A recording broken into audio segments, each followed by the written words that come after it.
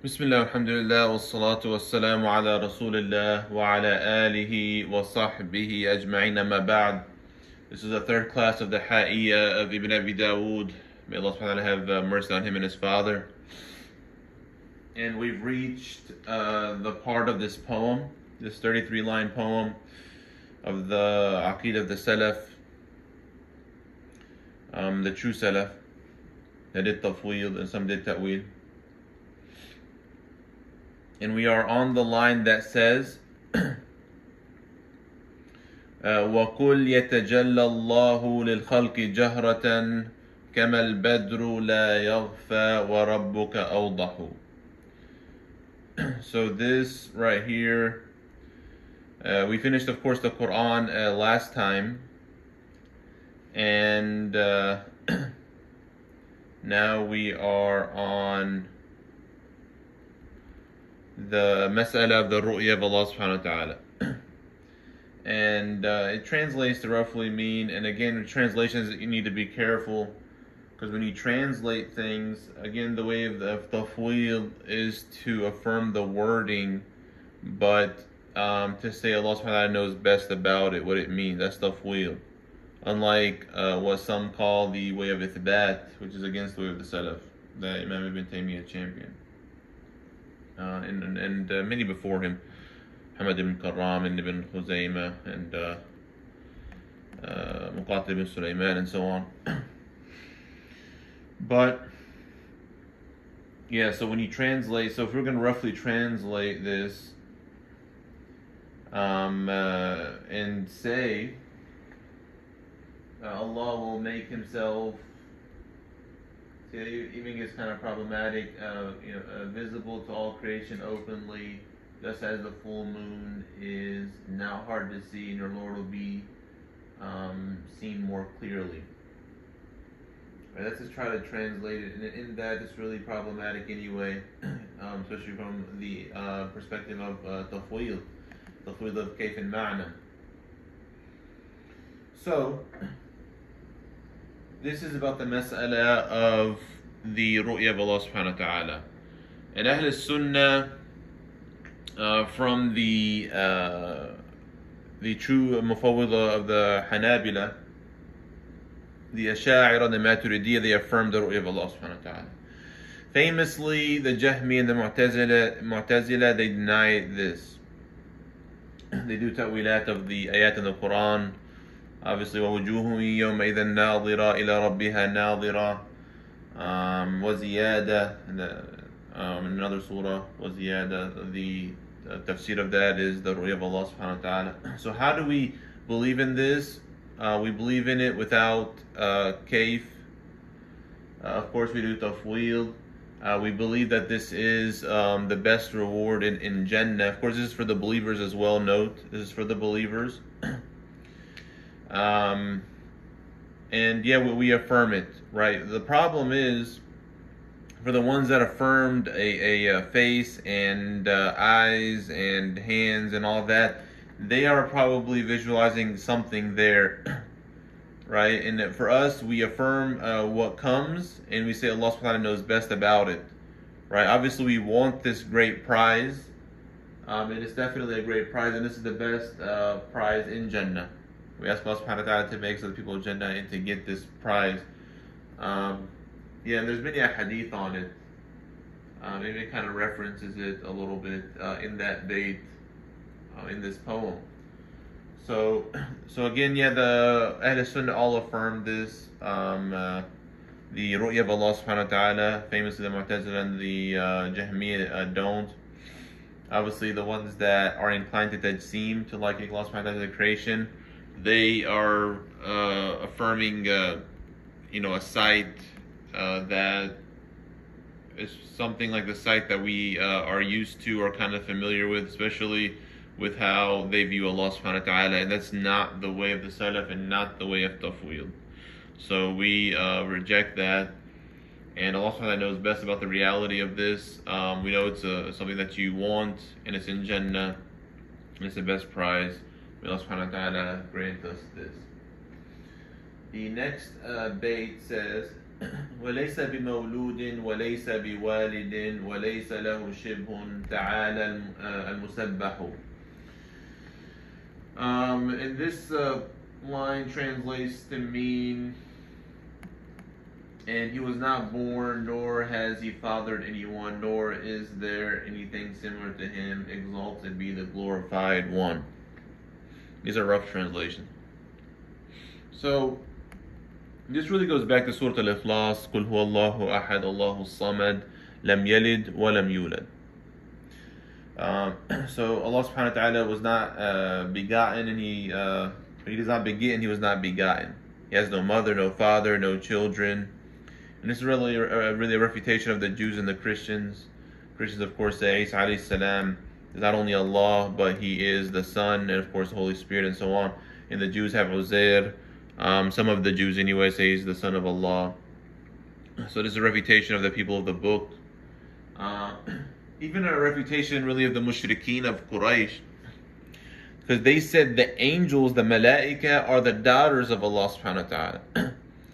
Right? And this is amazing really. Why? Because they saw having a daughter as something bad.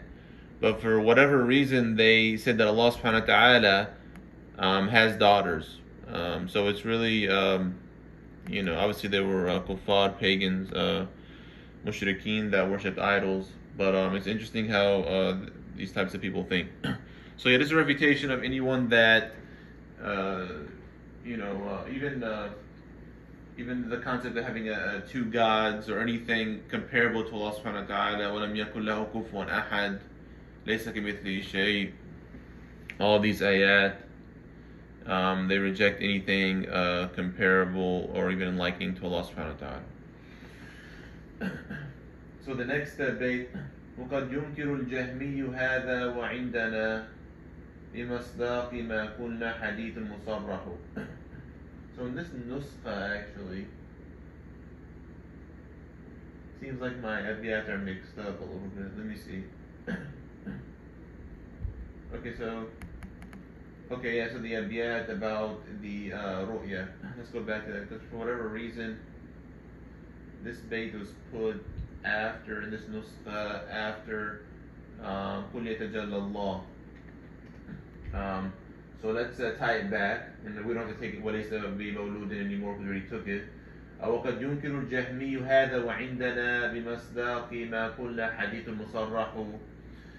And the Jahmiyyah, they reject this. However, somehow going back to the Ru'ya of Allah subhanahu wa ta'ala, this, however, we have as a testimony to the truth for what we say, a hadith that clarifies it. And there's many a hadith in Sahih Bukhari, Sahih Muslim, and the Sunan about the Ru'ya of Allah subhanahu wa ta'ala. And there's ayat like وُجُوهٌ يَوْمَئِذٍ نَاظِرَةٌ إِلَى رَبِّهَا نَاظِرَةٌ. And again, it said Jama'at Ahl Sunnah, so there's nothing to really. And the Jahmiyyah were generally not Muslim. Right? The Mu'tazila, they are generally from Ahl Qibla. So the Mu'tazila are generally Muslim, and the Jahmiyyah are generally not Muslim. So when and again, the author is particularly saying the Jahmiyyah, and some will say, oh, well, the Jahmiyyah and the ones that are like them. Of course, what's attributed to Imam Ibn Taymiyyah and others, that the Asha'ira are Jahmiyyah because they reject attributes. We talked about this before. And what attributes do they reject? They reject a physical or literal hand, and a literal face, and a literal shin, and feet, and that's what they mean by rejecting attributes. And that's, of course, not the way of Ahl Sunnah, to affirm parts to Allah subhanahu wa ta'ala. So again, this is talking about the Jahmiyyah. So you can't, come and say, well, this is talking about these people and these people. I mean, it's talking about the Jahmiyyah. And you might be able to put the Mu'tazila in there because Mu'tazila agree with them on many things anyway. But they are different. Again, the Jahmiyyah are generally not Muslim, and the Mu'tazila are generally Muslim from Ahl al-Qibla. So the next bait, ورواه جرير عن مقال محمد فقل مثل ما قد قال في ذاك تنجح. We're just stressing more about the Ru'ya of Allah subhanahu wa ta'ala, and say, and perhaps a Jahmi might deny, where did I go? oh, here. Yes. And Jarir radiallahu anhu, he narrated from the words of the Prophet Muhammad sallallahu alaihi wasallam. So say what he said about that, and you'll be successful. Right? And it's just one example of Jarir radiallahu anhu. He actually became Muslim in the last couple of years. So what he narrates is the last, part of Islam, because he came into Islam later. But anyway, yeah, I mean, again, it's Sahih Bukhari, Sahih Muslim, right? This is, it's again from the Quran, the Sunnah, Ijma' of Ahl Sunnah, the three schools, the Ashari, Maturidis, and the Hanabila. So yeah, there's not really much discussion there. Again, bila kayf, as in we don't, we say, we affirm that, we affirm there's a ru'ya of Allah subhanahu wa ta'ala because that's what the hadith says, but we don't go into it and imagine something, especially how others we mentioned affirm like a face and eyes and things like that. So Allah subhanahu wa ta'ala knows best about the reality of this. We know it's the best prize and we want it. May Allah subhanahu wa ta'ala make us with the ones that get this great prize. Where are we at now? We are وقد ينكر الجهمي أيضا يمينه وتلك يديه بالفواضل تنفح. So it's just one line. It says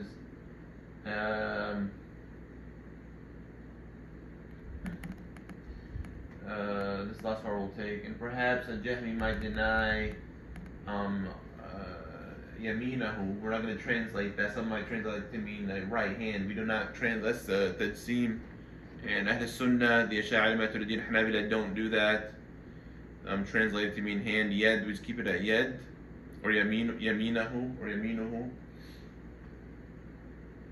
That's the way of Ahl Sunnah. So translating it, be careful with the translations, brothers and sisters, whoever's watching and or listening. So yeah, so we're not going to translate that. So with the line that says وَقَدْ يُنْكِرُ الْجَهْمِيُّ أَيْضًا يَمِينَهُ, and again note that he mentions Jahmiyyah again, which again generally are Muslim. وَتِلْكَ يَدَيْهِ بِالْفَوَاضِلِ تَنْفَحُ.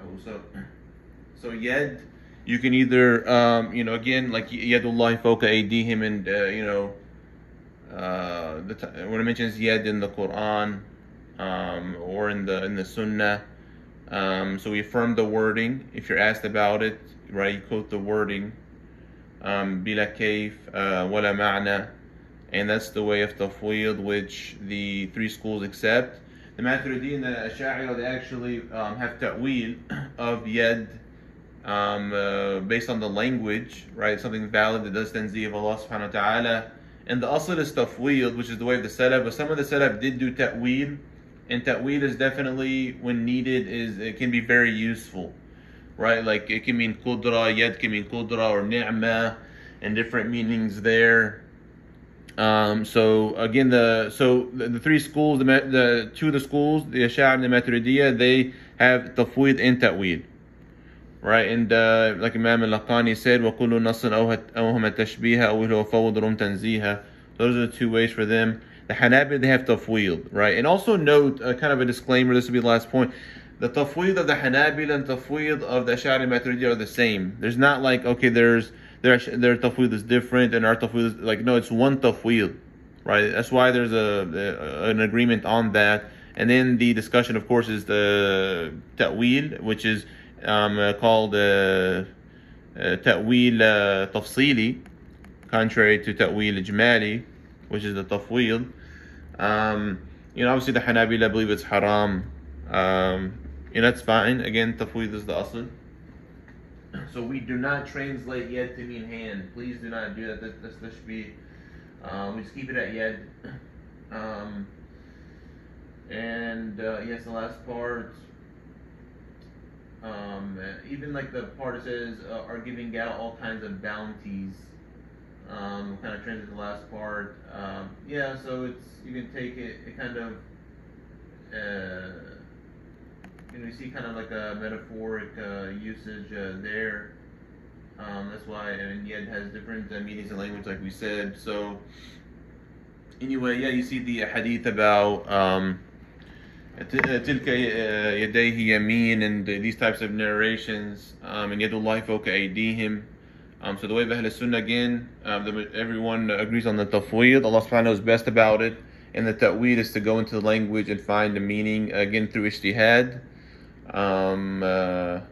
That many of, especially like the Ash'ari, did and allowed. So yeah, so again, the big thing is though to just do tanzih. That's the big part. Do not translate to mean hand, right?